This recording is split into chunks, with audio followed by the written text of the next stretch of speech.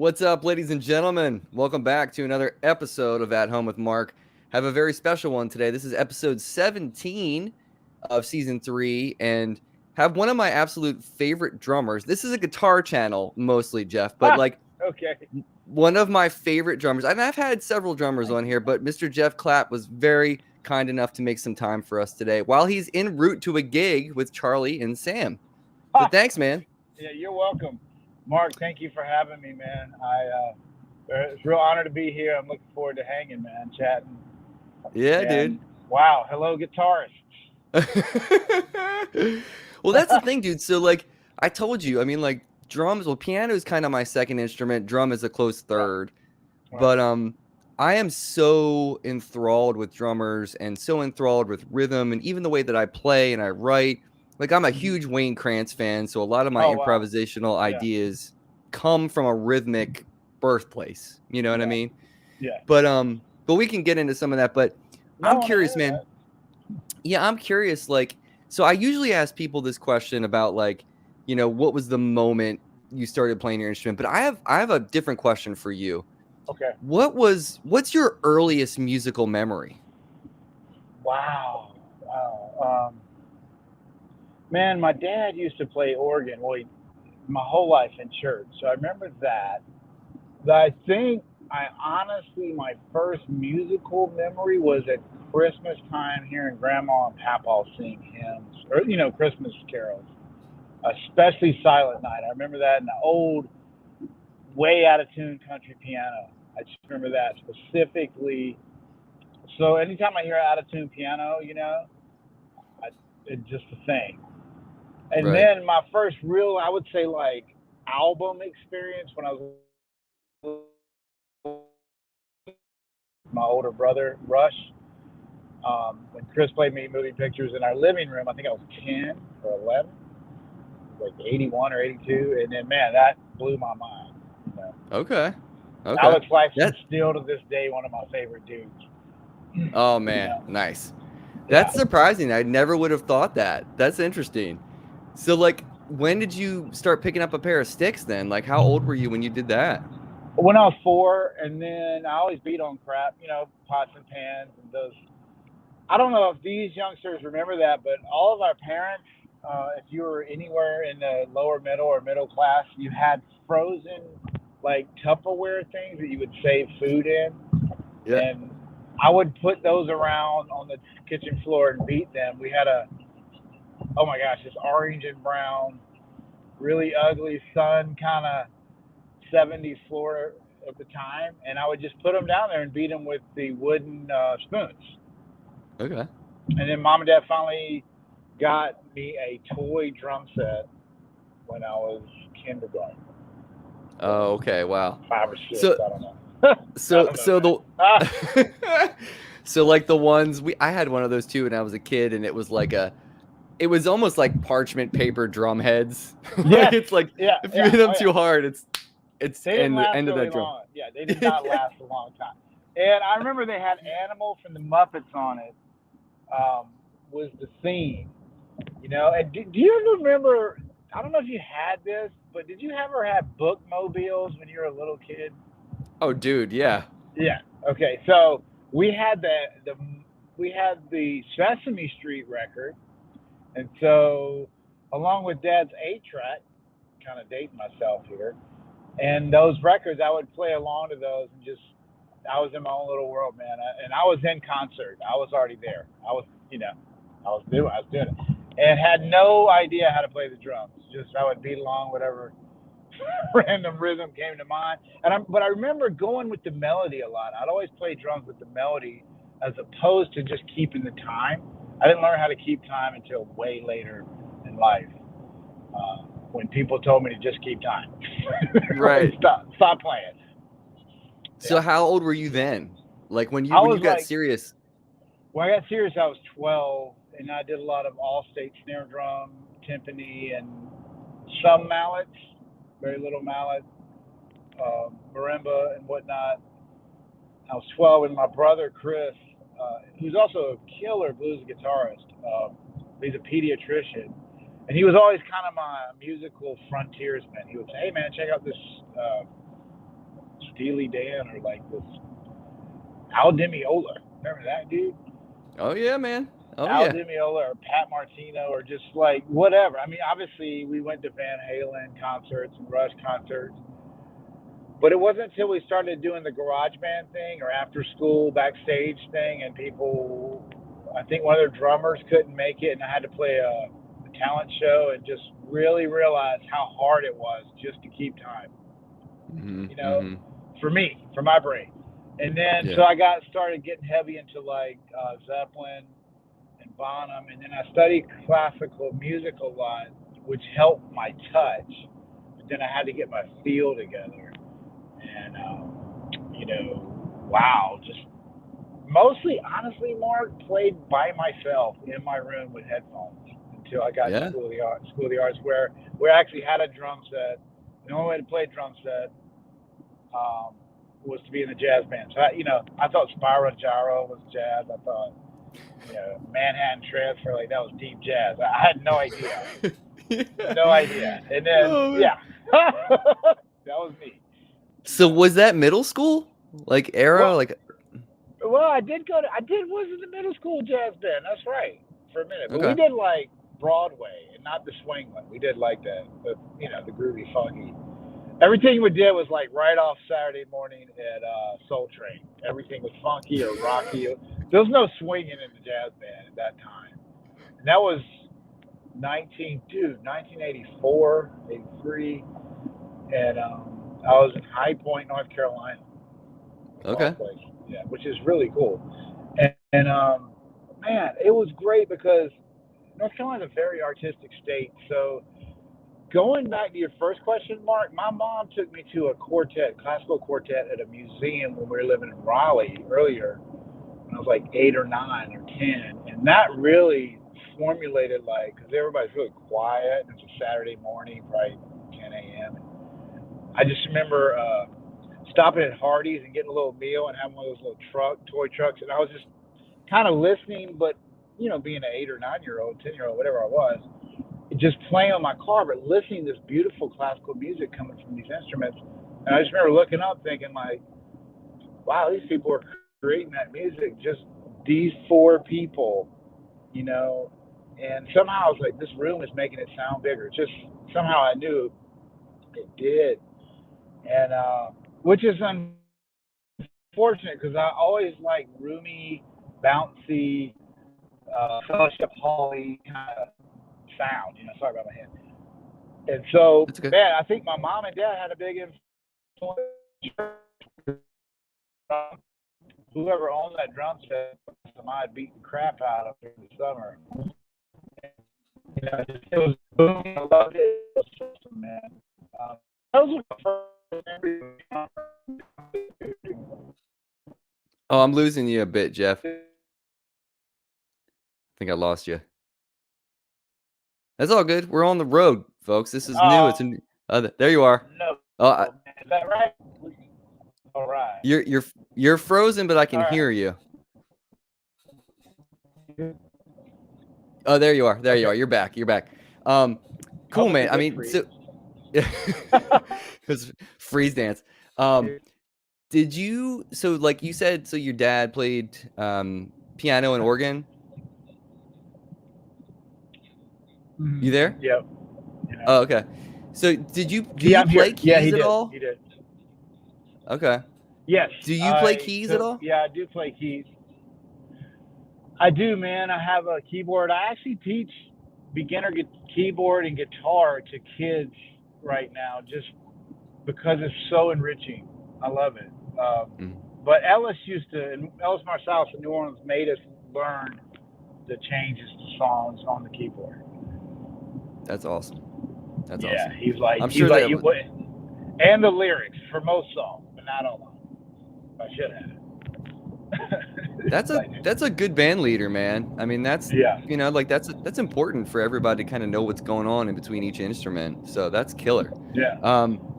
So jazz kind of entered your soul into middle school, but even though it was like the vanilla jazz, it was very vanilla. Yes.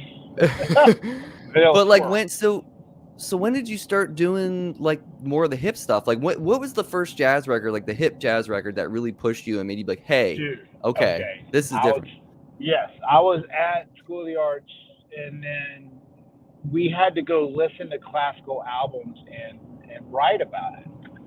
And so I was like, well, man, I need a break from this freaking Respighi or whatever it was. And I picked up Wynton Marsalis' Black Coats from the Underground on vinyl and put that on. And you talk about from beat one, I'm like, what the crap?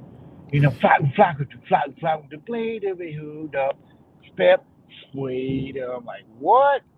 It was just a journey, and the sound from the headphones, those old French, remember those French class headphones from the 70s. So the Yeah. sound, even though the headphones are bad, the vibe, the energy of the record came through. I was like, man, this is killing. What is this? And, you know, and I was like, man, it just blew my mind. It was so rich and colorful, and never had experienced anything like that from an album since, you know, Moving Pictures and those early Signal records. And I was like enthralled, and happened to have a friend who said, hey, man, can you take me to Chapel Hill? I got a trumpet lesson with this cat, Wynton Marsalis. I was like, wait, that's the same dude on the record, man. Yeah. So I was like, yeah. We got in the car, drove 2 hours, and it was a classical lesson. It wasn't even jazz. And then he said, I went and said, hey, man, this is all in his hotel room. So I'm sitting in this dude's hotel room who I was just listening to 3 months earlier that blew my mind, thinking, oh, that's the same dude on your wall in the tuxedo, because he's also a classical dude. So it's kind of like coming together. And then he said, do you want to come to the show that night? And we did. And it was Herlin Riley, Marcus Roberts, and Reginald Veal and Wynton Quartet. And bro, I was like, oh, that's jazz. That's what it's about. The community spirit. There's just a conversation that was going on. It wasn't like in your face music. You were watching something organically grow. And it was just utterly soul lifting, spirit enriching, just mind blowing, Mark. It just blew my mind. So ever since then, and he said, hey, man, you should go down and study with my daddy in New Orleans. And guess what? I did. I said, okay. Okay. Sure. And I mean, just, you know, Herlin in New Orleans taking me under his wing, and I would follow him around like a puppy dog, bro. It was bad. Did you move there then? Like, were you living there in New Orleans at that time? This is the summer of '89, and I heard him in the spring of '89, and then saw him again in Greensboro, and then moved there in the fall of '89. We actually did a jazz tour in Europe with the School of the Arts jazz band that summer, so it's kind of a good prelude to getting in there. And that was the first year that his daddy, Ellis Marsalis, started at University of New Orleans. You know, so it was like cats like Jeremy Davenport, Chris Thomas, I mean, Nick Payton, Brian Blade. I mean, Mark. I was so many great cats from like '89 to '94 that were just. It was such a rich golden era of, you know, we're making our own gigs at coffee shops, going sitting in with Miss Marsalis. Every drummer in the world wanted that gig. And, you know, you finally get your turn, and it was a university unto itself. Being able to study with him, get to know him, and then eventually go on the road with him and a lot of the just great New Orleans musicians who are older.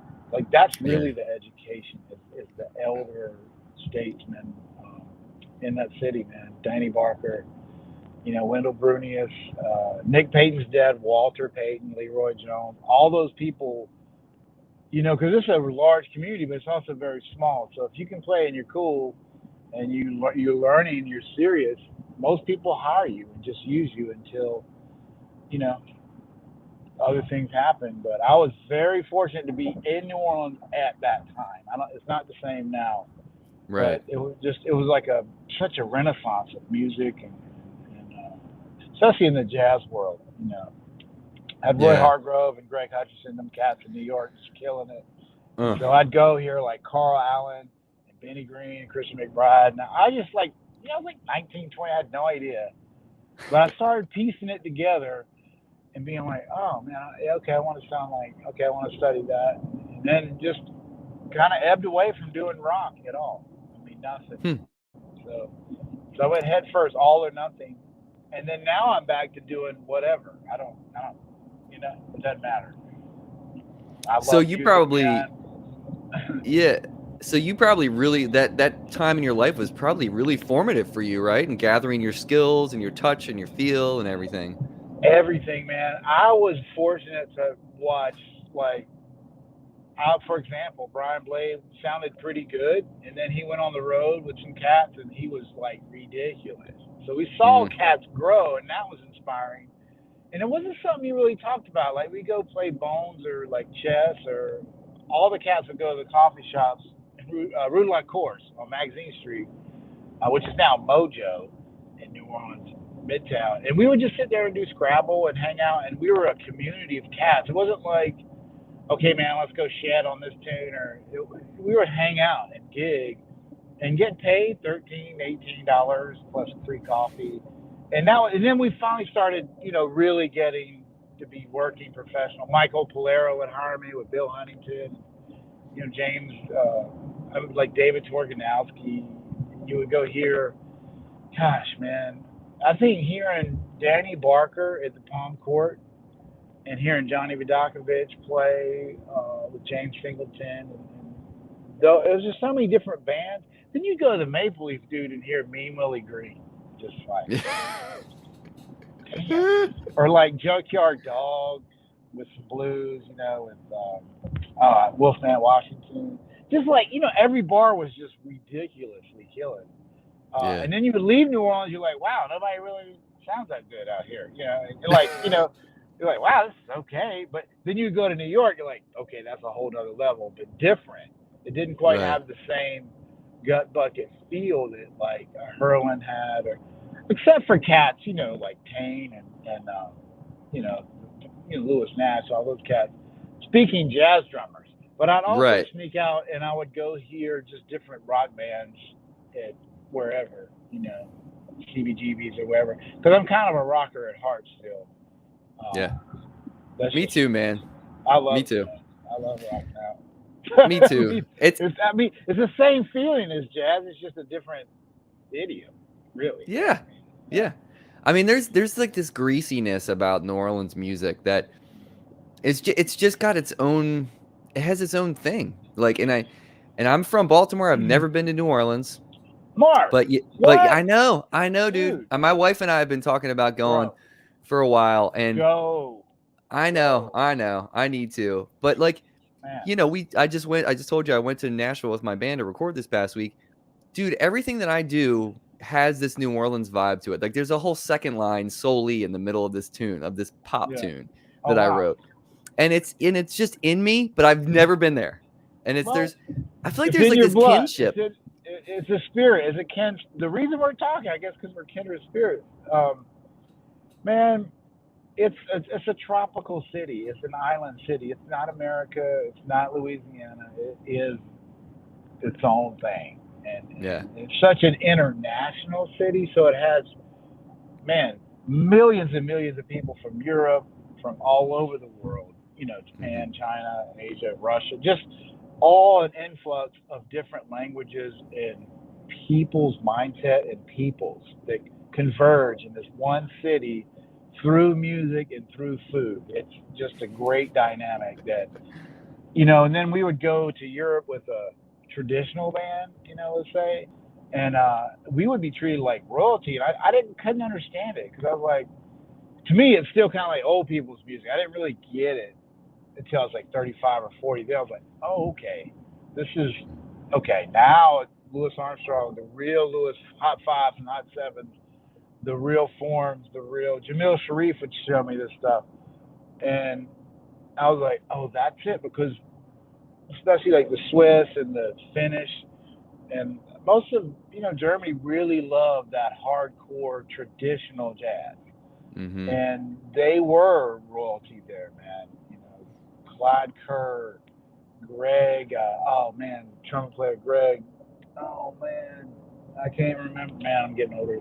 That's all good. But yeah, but man, I mean, then the Boutte family, the Riley family, the Lassity, all these, the Marsalises, you'd see Jason Marsalis in France with a random trad band, You would never hear that Jason in New Orleans ever, or you would hear whoever, man, just over there trying it out, making a gig, making it happen. And they were bringing that spirit in that music that's only found in New Orleans, and it took me a minute to mature with it and say, oh, that's where swing came. That's New Orleans. That's the real deal. Then you got Brazil, Cuba, Africa. You're like, oh, okay, now I see. And I feel like, bro, since there's no other drummers on here, I can say this, that drummers, especially American drummers, man, way overthink the stuff. Like, way overthink it. And then they feel like they have to write a book about it. Or they feel like they got to go out and buy a modern drummer. None of that exists in New Orleans, man. It's just word of mouth. It's your local heroes like Shannon Powell. There's a record. It's guitarists. it's chunk, chunk, chunk, chunk, chunk, chunk, Yeah, man. Chunky chunk. But my favorite record that nobody knows about, it's called, I guess they do, but Harry Connick Jr., early Harry, called Lofty's Roach Souffle. Okay? I've never heard that, man. Bro, you talking about, because Shannon Powell, when he plays, you just sit there like, damn. Yeah. And it's just, he is New Orleans. It's not just what he's playing. It's never it's how they play it and the space they get in spiritually. Because, man, you live emotionally, intellectually, then spiritually. So New Orleans would always swirl those three together in a way that I've never felt in any other city, man. Yeah. I have, but it's just rooted in that culture, man. And I was still checking those dudes out. Stan Moore, ask Stanton. He knows. Oh, yeah. Oh, yeah. Woo. It's think about it, man. I know. Bam. Ugh. Yeah. But who are some of your guitar players from there? I know Schofield dipped down there and had some cats play with him, and he likes that kind of stuff. Yeah, who's that dude? So Will Bernard played with Stanton Moore a bunch, right? Yeah, that cat is. That dude is just killing, man. But for me, my whole vibe was all. I grew up listening to grunge. I'm 42, so when grunge hit, I was right at the right age. So that was my entrance into playing guitar, was Pearl Jam. Okay. And so I still love that band to death. But dude, by the time I got through high school and my first college experience, and then I went to Berkeley when I was 28 for a second undergrad degree. By the time that happened, I was just starting to get into fusion and deeper into SCO and really into Wayne Krantz, because I wanted to learn how to compose on my instrument and with counterpoint like Wayne does, and to create a symphony of harmony. For me, and the meters have always been kind of in my back pocket too. But for yeah, I know, right? But for drummers, I'll just tell. I know. That dude's silly. But for drummers, that's a whole nother level. Yeah, I'll tell you, man. My first entrance to seeing you play, I think it might have been either right before the pandemic happened or right after it happened. Maybe it might have been before, because I think you and Charlie, Charlie went live on his Instagram, and it looked like you guys were playing in the corner of somebody's bedroom, but it was a club. And I was I've always loved Charlie. I think it was Odd Code. I think it was Odd Code in North Carolina, probably. Yeah, there was string lights behind you guys. It was really chill. It was a really chill gig, low volume gig, it seemed like. But I remember specifically, that was dude, on the One Music. Yeah. Oh, okay. Okay. Sorry. I specifically remember it because I've been a Charlie fan since early 2000s probably, and when I saw he went live, I always go on and anytime he goes live to see what's going on. But I love Charlie, but I was like, who is this drummer? I was like, this guy's feel is so good, and just playing all the right stuff at the right time. You know what I mean? Thank you. And it's hard to find drummers who really listen. Now I know Charlie wouldn't play with any slouches. I know he would play with people that listen. But like you, Yeah, from what I can tell, I try. really listen. Really listen. Well, I agree with what you're saying, man. To make a symphony of counterpoint and melody, it's almost, and to give Branford credit, I remember he was in an interview and he said something to the degree of just let the music tell you what to play. And he's absolutely right. It's like life, man. You just kind of let life tell you every day what to do and what not to do. I mean, you have your goals and you do your thing. I'm driving right now, but the traffic's kind of telling me what to do a little bit. And so to play with Charlie, it took a while to understand how to play with Charlie, and where he's coming from. Charlie's essentially a bass player. Yeah. He's really a drummer, and I approached him first as a guitar player, which he's a freaking amazing guitar player. But he's both. He's obviously. And then I had a gig with him because my old friend John Ellis was in his band, and Derek couldn't do the gig, and John and I rode roommates in New Orleans. Let me turn this off.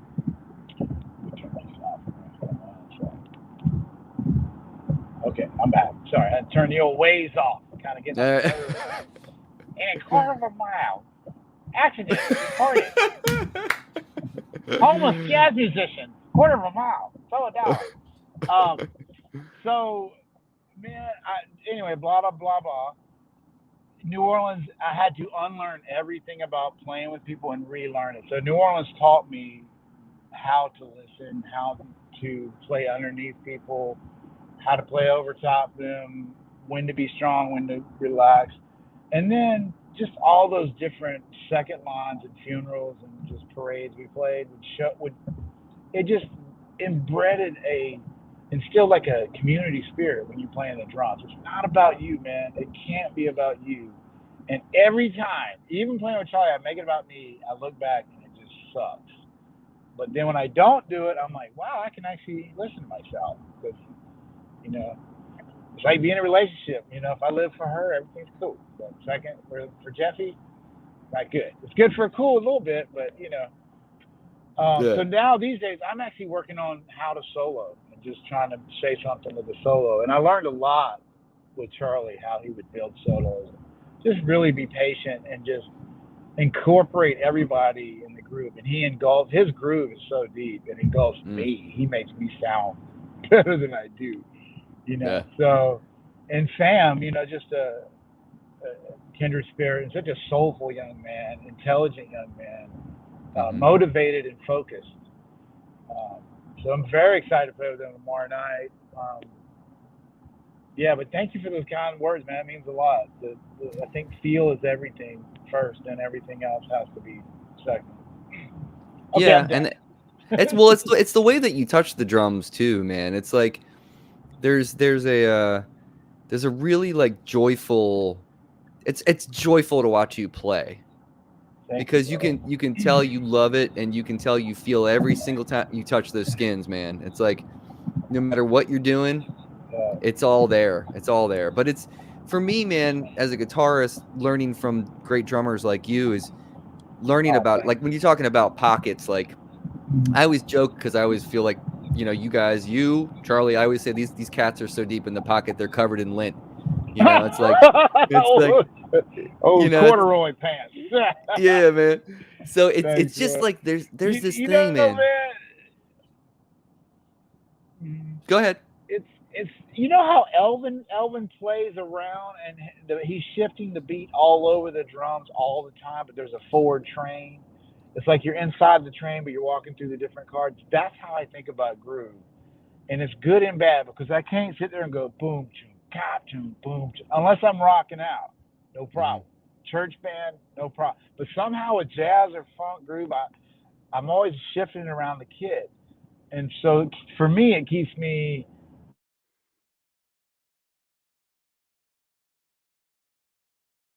Oh, I lost your audio, Geoff.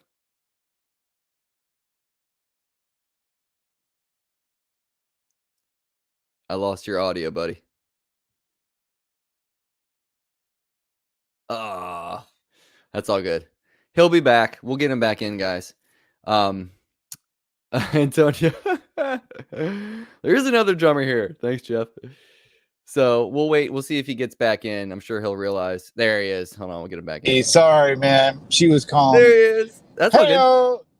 Anyway, long story short, Reader's Digest version. I'm always shifting the beat around, and therefore I'm thinking of something real in life, not the drums, not the time. I'm thinking of a large, big girl walking down the street, or like, how does it feel when you see your favorite color orange couch? I really am thinking about colors and textures because it takes my mind off me, and it allows what, I'm not putting anything on anybody, but I believe in the Holy Spirit. And I think the Spirit is what makes the joy, because it's not your gift. It's not my gift. I didn't birth myself. I had to work really hard to get to where you could touch the drums like that. And, that was a lot of watching different cats all over New Orleans. There's a lot of traditional cats play real light, but super intense. So that was that. And then I feel like God if you get out your own way and be like, okay, God, and I literally try to play, I'm going to die tomorrow. Screw it. I don't care what anybody thinks. I don't care what Charlie thinks. I love Charlie, but I'm just going for what the Spirit's telling me to play. And it just, man, it works, man. It's like, when an actor does this and they're like in character, it's the same muscle. I just get on the drums, man. I feel like that 12-year-old watching Animal and Muppets, who cares? And I think that's what I like about watching certain drummers is they don't care, man. And people are paying to see you. Might as well have fun. I mean, So, but hey, man. Thank you. I feel like it's, the older I get, the more I'm willing to take risks and fall on my face, because like, who cares? Like, that's the only way you're going to learn. It's the only way you're going to get to that next level. Yeah. It's just plain and simple, man. Like as much as you play and everything, I love to hear that you have that mindset about you, that you're like, I'm going to go for it, and and I love the idea of like picturing texture and picturing color and picturing ways to get your mind off like rudiments and things that, you know what I mean? Like that stuff is not, but I was going to that's a good segue into rudiments, because I was going to ask you a question about that. Okay. So as a guitarist who also loves Dave Grohl and like what that dude does on the drum kit too. How do you incorporate rudiments into all of your appendages, like the Bonham thing? So that's what Dave Grohl does. Great question. How do you make it musical? That's what I'm saying. Like instead of being like, robotic when you're working on those things. Man, here's my secret. Here's the big secret, man. I'll tell you what. When I was 13, I walked 12 miles. No, I always play to something opposite of what I'm playing. So if I'm swinging out and I'm practicing triplets, I will put on a straight James Brown, and then and then you hear both, but you're playing one thing. So when you actually play it, you're hearing both, and that's why you're implying the tension of those two things. So when you swing, here's an example. So I will literally play triplets on all four limbs, to a song, and then pick one limb to accent on a weird beat and create my own exercise. There's nothing worse than doing other people's exercises, because that's their exercise. Who cares? Like that's in their gray matter. That's, like that works for them, but it's just going to confuse you. So I feel like, all right, most basically drummers are just doing accents, doubles, and singles all the time. I mean, pretty much it. And then you put the confidence comes in the facility. You build your speed and your muscle. I work out, not heavy, but I work out to where you're building your tricep, your sound, your bicep, your touch, and your wrists and fingers are your actual, the colors. And then when I'm playing time, I really rely on my internal clock, because if you're driving a car, you're not sitting there thinking about the wheel going round, round. You're not thinking about, you're just enjoying the ride. So when you're playing music, I'm enjoying what we're creating as we're creating, meaning I'm stepping back emotionally and kind of checking myself out from above as I'm playing. So I'll go in and out of my spirit as I'm playing, hopefully mostly in it. But sometimes when I need to just chill, I come out of myself and say, okay, do I really need to play that? And then those rudiments help me to stay stable. Because I used to practice rudiments on the gig, those hotel gigs, I would literally practice behind them. It was that boring. But that's kind of my secret, man. Or I'd tell you, Virginia Rodriguez, Sol Negro, that record, like those grooves are so deep and mature, almost like what's that movie with the Cuban dudes, man, the older cats. You know what I'm talking about? Oh, shit. But here it is, Ali Farkature, Mali blues guitars, right? I will sit there and just play anything off YouTube or whatever, and then play along what naturally I would play, and then try to simplify it to the common denominator and really simplify it. Then I'll fill it up with super fast rudiments during the groove, during the song. So Ali Farkature or like Baba Mal or any type of weird heavy duty like African music or Brazilian music. And then when you shift that over to an American New Orleans second line, it has a global feel to it. Then you're a global citizen rhythmically. You're not like some dude from wherever, North Carolina, playing a second line, but you actually you understand the root of pop, tap, tap, ticket to ticket at 1, 2, 3, 4. I was like 1, 2. You understand the tension there, right? You're going in between the two, and then everything relates to relationships in life. So if you're hanging out with your family and you got uncle here, and really secure grandma here, and weird cousin here, those dynamics socially are the same in music as they are in life. Like you're playing with these dudes, and then the audience is weird. You feel weird. Like you just kind of say, okay, it's no big deal. I'm just going to roll with the vibe and do my best. Right. That's literally what keeps it interesting. It's never the same. Does that answer your question? Yeah, dude, of course. Yeah. And I think Antonio got it. Buena Vista Social Club. Yes. Yes. Yep. That. Good on you, Antonio. There's a lot in there that you don't play. Yeah, I haven't heard the name of that band in such a long time. So mature. Such a long time. I mean, it's probably been 12, 15 years since last time I heard someone mention that band. Yeah. Oh, man. So the other thing that I wanted to ask you, because we'll wrap it up soon so you can get back to your drive. But, like, I'm curious, for somebody like you that plays with cool. For somebody like you that plays in a lot of different situations, right? So, like, you could be on a rock gig, you could be on a jazz gig, a straight ahead gig, you could be on a fusion gig, you could like a ton of different. When you roll up into a gig like that, and you might be playing with some cats that you don't really know, like what do you hope for out of playing with a rhythm section, like a bass player and a guitar player? As a drummer, what are you looking for? Wow. I am looking for them to be themselves and not trip on their own shoestrings. For example, I just did a gig in Austin last week. Never met these cats, Damian Garcia and Sam Pankey. And so we had a little Zoom meeting like this, and we're just talking. I had to get to know them personally. So when we got on the bandstand, it wasn't a professional situation or like a gig or a one-off. I said, cats, just learn the music. And once we start, anything can happen. I don't care as long as we're together. Right. You know, and then I think that spirit of community and trust, I want them to trust me, and I'm going to trust them. So you always have that first or second song, you just kind of chilling. Or sometimes you just dive in, and it's just great, like the other night was. But, like, I'll be playing with a guy named James Gilmore this Thursday and Saturday. Totally different from a little lighter, definitely more jazz, straight up jazz. So I'm going to follow him and see how he's grown in the last year, and then not force anything on him, but also push him and pull him, and you know, and then play with some other cats on Sunday that's totally different, and like Deshaun Hickman and Sam again, and just I think you try to find the core nucleus of all your musical what do you call it? What you all like together. Like your influences and everything. Your influences, your common ground. I try to find.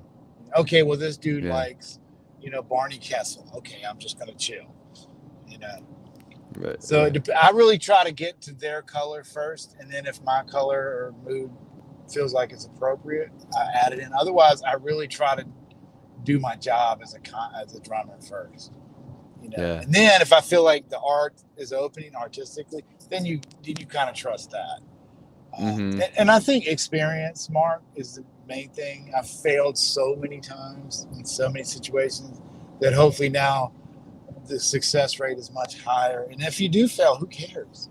You just pick it up right where you left off, and it could lead to open a door to something much more organic and creative, kind of like an icebreaker, man. There's so many cats trying to play the right thing and trying to be this guy. Man, dude, be your freaking self, man. Everybody else is taken. Just be you. Develop you. And then come with you. And then if we don't gel, at least we're better us. And then we'll go find someone else we do gel with better. Yeah. I always think that's the most fun thing to hear and see when you see a new band come together. And they're all coming from like these different places, but they form this new sound. You know what I mean? Because you all are being yourselves, and you're not trying to cop licks from so and so or this person or her or him or whatever. I feel like it's my favorite thing, and that's something that I really liked about the '90s. Like through that grunge era, obviously out of hair metal came grunge. But like, think about, dude, I had Eric Shankman from the Spin Doctors on here a couple weeks back. That dude was a huge influence on me because in the middle of the grunge era, I realized, oh, wow, the Spin Doctors are kind of funky. Like, it's different. It's different than what's going on right now. But I like it. But what is it? And who did those guys listen to? And who listened to, like, that person, what they listened to before that? Like, it's just like you kind of go back and back and back in history and find, where did this come from? Where did this originate? You know what I mean? What's that historical lineage? Exactly. Bro. Yeah. And how has it evolved? You know what I mean? Like, it's really interesting. And like, that's why I really love Wayne, because Wayne is unabashedly himself. Nobody sounds like, he doesn't sound like anybody. Send me your favorite Wayne, and so I can check it out. I want to know what your favorite Wayne is. Okay. You're absolutely right, bro. You are absolutely right. Yeah, I mean, and it's like, there's people that like Oz Noy, killing player. He's got a little bit of that Wayne in him, like in his playing. Yeah, but he's got his own thing too now. Showing up at man. God, that dude. Yeah. He was at the 55 bar in mid 2000s. No one really knew about this cat. I'd go in there and be like, "What? What? Damn." He's the whole spectrum. He's everything. He's a bad dude, man. Wow. Yeah. But also you got Pete Bernstein, who's just, that's the sound. That's his sound. Yeah. He sounds like him. But obviously he's coming from certain people. But and what happened with Charlie, I finally stopped trying to be the drummer I thought he wanted me to be. And just said, screw it. Well, of course, I was also older, but when we played 15, 20 years ago, I was terrible. It was horrible. No, I doubt that. So, I doubt that. Didn't mean to interrupt you, man. But, no. Right, I mean, so, do you listen to like classical guitar players with a little knee stand doing the thing? I don't, only because like I've never gotten into like the facility of that stuff and like how to like work on it. I don't have a classical guitar. I come from a very rootsy background. Like my uncle is a bluegrass musician. He plays dobro, resonator, I should say. But like, but I come from that. But he introduced me to the Beatles. So like when I was in middle school, he introduced me to the Beatles, and that's what like made me want to write songs, and that's when I started doing that. Really? So it's like, but like for me, the rootsy stuff, like the Wood Brothers are like one of my favorite bands, and like. We were at their studio in Nashville recording, and do you know who Jono Ricks is? He's the drummer in the Wood Brothers. I do not. You need to send me this, man. I'll send you. So Jono is on another freaking level, man. So Oh, wow, okay. he went to Miami and studied. He actually was a piano principal at Miami, but drums are his first instrument. And Homeboy plays keys and drums at the same time in the Wood Brothers. And like, I hate people like that. I already don't like them. I don't like he them. is. I'm just totally kidding. I think you would dig their music, man. I think you would really send dig it to me. I'm always up Yeah. for new stuff, man. I'm always looking for that new, just experience. Just Yeah. It's like super rootsy, Wood but that's Brothers. where I come from. So like all the like old school slide guitar stuff and like greasy, Yeah. you know, that kind of thing that makes you do that when you're listening to it. Yeah. That's my jam. Like that's the Yeah. stuff I love. Yeah. But Oh man, that's the stuff right there, man. yeah, it's like hot garbage, man. Yeah. Damn. Yeah. But well, man, yeah. Wow. Go ahead. Sorry, man. no. I mean, I'll send you a bunch of stuff of theirs so you can check it out. But like, yeah, Please Jono's the do, man. please. And But- Nashville seems to be changing a lot. I don't know much. We're actually thinking of moving south of there so we can be near her family.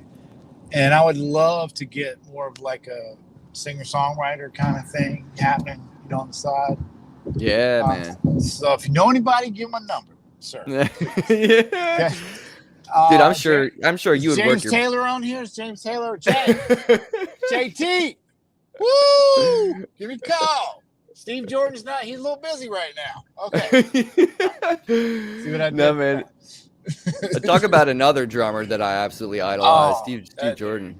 That man, his shoulder thing. I say when I have students, I'm like, man, just watch a drummer, especially Steve. Actually, with James Taylor, 98 Beacon Theater, everything he plays on that concert that's how you play behind James and make it feel organic and like soulful and just like rocky, but like you're talking roots rock, like roots, man. You know, because we all know Neil Peart. I mean, Neil's cool, but that's what he does with Rush. It's not like the grooviest feeler, but it works with that, Right. So anyway, I mean, dude, I would. But man, I want to know what gets you going. I mean, sorry, music. All music, man. Like if it hits me here, like I am all in. Like it's got to start with a groove, though. Groove is what gets me. Groove is what makes me super joyful listening to music. And like, there's a ton of music that I still need to experience that I know that I haven't heard yet. That will do it for me too. But man, like it's if I look at my if I look at my iTunes, for instance, like the stuff that I've been listening to lately, like dude, this is weird, but Weezer put out a record in 2021 called Okay Human. There are no heavy guitars on it. It's all string quartet stuff and maybe acoustic guitar and piano, but like there's a groove to these songs, even though the drummer's playing in there and he's playing a heavy pocket on that album. But like, it's weird, man. I listen to so much different music from that to like, then I'll listen to The Dead, and then I'll listen to Zappa, and then I'll listen to the Avett Brothers, and so it's like I'm all over the map, man. But like so you're like all over the map. Yeah. But it's all groove for me. It's gotta hit me hard with a nice pocket. And I think that's why New Orleans music really gets me, is because at the root of it all, it's soul food for my soul. You know what I mean? Like that stuff really. Anytime I hear, it could be the most simple, just like something like that, and I'm like, okay, I'm in. What's gonna happen next? That's what's gotta happen for me to really kind of zone in, right? And that's why you did it for me, because as soon as I heard you play it's got to pull you backbeat, in. Thank you. It's just the drums for me are where everything starts. Hard. It's hard. Mm-hmm. Yeah. I think every great drummer has had either a great mom or dad. Like my mom had one of the most sweetest hearts of any. My grandfather, my dad too, but like that, seeing somebody live like that gives you that kind of sweetness in life that you're like, there's more to life than just money and taking care of each other. And I try to approach the bandstand like I'm taking care of these people. Whether we like it or not, we're the leader. It kind of sucks, but it can be good. That's and you beautiful, can pass man. the baton. You can pass that baton as you're playing to the other people, but first it starts with you, but then you could hopefully, because there's nothing worse than being the center of attention. I'm not a big fan of drum solos unless it's actually happening. Then great. There's nothing worse than jazz guys go, all right, your turn. Like, man, give me something. Stop, like, no, man. So that I think having certain people in your life that are very kind, like my brother's a very kind person, that inspires you to be a better human being, which inspires you to be a better drummer. I think that's the key. Yeah, and I think that's what makes you a better musician. Like, I'm working heavy on myself right now, my mental health, and just that's very key, very important. Yeah, and learning how to love your family and learning how to be present in your life and not live through the lens of social media and YouTube and whatever. Man, it's funny because Instagram and Facebook really suck, but they're also awesome at the same time. I know. Really necessary evil. It's a necessary feed the beast, as they say. And yep. But you can really keep up with people and learn a lot. But man, you have to be disciplined and say, what am I doing right now? I'm watching two dogs flip a frisbee on a Coke bottle.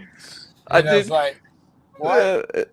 That's my algorithm too, man. If you go into Instagram and open up the search button, it's all dogs and guitars. I ended up watching people wreck cars. I'm like, what am I doing right now? I mean, sure, it's entertaining, it's mindless, but I should go hang out with her in the living room for a minute. But I will say this, Mark, if there's anything I can give to young cats is, man, be nice to yourself, man. In your self-talk, love yourself. Just say I love myself. Wake up and say I deserve to be loved and I love people. And spread that forgiveness and just get over yourself because you're not that important. So love yourself, but know that you're not that important. And what I have to say is much more meaningful in the drums than it is in the way I live my life and the changes that God's allowed me to make. That's much more important than Clapper Dapper being a drummer, So that's the only thing I have to say. Since you asked. Well said, my friend. and I'll say this too, man. And then we can do. So I do this thing. It's called the lightning round get down, where I ask you 10 quick questions. That it's just funny questions. But we'll do that in a second. But I will say, as an end to the social media thing we just mentioned, like, it's a beautiful thing too, because you and I would never be having this conversation if we didn't connect there. I wouldn't be in Austin last week if it wasn't for Charlie Hunter. I would never have done Instagram. I mean, I gotta give it up to him. I'm glad you did, my friend. Thank you. Well, let's do this lightning round get down. We're gonna cruise at an altitude of 110 BPM. So we got a little metronome there to make it a little saucy. 10 questions, right? So if you want, Geoff, you can explain your answers. If you don't want to, you can just burn right through them. So whatever you want to do. All right. First question, no rules. First question is always the same. Lennon or McCartney? Wow. I would say McCartney. Okay. Pumpkin pie or apple pie? Oh, pumpkin pie. All right. Traditional or mash grip? Traditional. All right. Elvin or Buddy Rich? Oh, man, Elvin. Okay. Canoe or kayak? Definitely a kayak. Okay. Captain Picard or Captain Solo? Captain Solo all day long. All right. All right. Here's an interesting one. Oversized hats and cymbals or just give me the normal stuff? Give me the normal stuff. Okay. All right. Since you work out, planks or crunches? Oh, man. Planks. Okay. Brushes or sticks? What do you enjoy more? Oh, man. That's a tough one. Lately, sticks. Yeah. Okay. All right. And here's the last one, Geoff. Sometimes this is the hardest. Sometimes it's the easiest. If you could take one album, it does not have to be your favorite album of all time, just one record. You could take one album and erase it from your memory like you've never heard it, just so you could experience it for the first time again, Oh, wow. what album would that be? Moving Pictures. Okay. I thought that was going to happen. As soon as you said that earlier, I was like, I bet you he's going to say that. Or Sunship, John Coltrane. Or that one. Okay. That's a good one too. Man, Geoff, dude, thank you so much for doing this, man. This was a good hang. Yes, Mark. Anytime, man. Bro. Thank you. I lost you, buddy. I lost you. There you are. You're back. You're back. Thank you, man. It's been a pleasure. God bless you, man, so much just for everything, man. Yeah, dude. Absolutely, buddy. Well, I'll send you some music, man, to check out the Wood Brothers and my favorite Krantz stuff. Please do, bro. And I'll send you that stuff I was talking about and see what you would play over. You know? Oh, dude. Heck yeah, man. Yeah. All right, guys. All right, bro. Everybody, thank you so much for hanging out. We'll see you next time. Take care of yourself. Take care of each other. Peace out. Love that.